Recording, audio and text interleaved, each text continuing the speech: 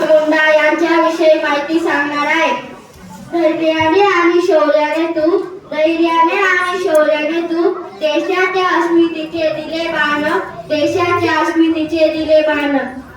धरतीचा देव तू देशासाठी दिले बलिदान, धरतीचा देव तू देशासाठी दिले बलिदान. सन्माननीय व्यासपीठ, गुरुजन वर्ग, माझा इतर बालमित्र मैत्रिणींनो, तुम्हाला माझा नमस्कार. समाज क्रांतीचे जनक व आद्य म्हणून ओळखला जाणाऱ्या बिरसा मुंडा यांचा जन्म 15 नोव्हेंबर 1875 रोजी झारखंड मधील लोलियातू या गावी झाला.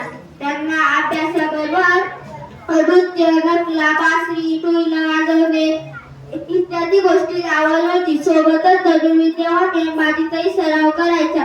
त्यांना शिक्षणासाठी शिकवला लागलेला ख्रिश्चन धर्माचा पुढे त्यांनी त्याग केला व रामायण, गीता अशा अनेक धर्मग्रंथांचे त्यांनी वाचन केले. इंग्रजांच्या काळ्या धोरणाचा त्यांनी निषेध जाहीर केला व इसवी सन 1900 मध्ये त्यांनी इंग्रजांविरुद्ध विद्रोह करण्याची घोषणा केली व इंग्रजांच्या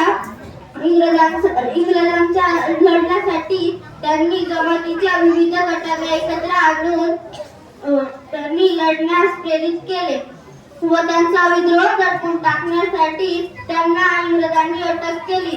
अशा या महाक्रांतिकारकांचा मृत्यू 19 जून 1900 मध्ये तुरुंगात झाला व त्यांच्या स्मृतिप्रीत्यर्थ रांची मधील कारागृहास व आंतरराष्ट्रीय विमानतळात त्यांचे नाव देण्यात आले. बिरसा तुमचा इतिहास आम्ही तोंडी आम्ही सांगत आहोत. तुमचा इतिहास तोंडी आम्ही सांगत आहोत. इतिहासाच्या कोऱ्या पानावर इतिहास लिहिण्यास सज्ज. इतिहासाच्या कोऱ्या पानावर इतिहास लिहिण्यास सज्ज. भगवान बिरसा मुंडा यांच्या कार्यास मी विनम्र अभिवादन करून मी माझ्या भाषणाला पूर्णविराम देतो. जय हिंद, जय भारत.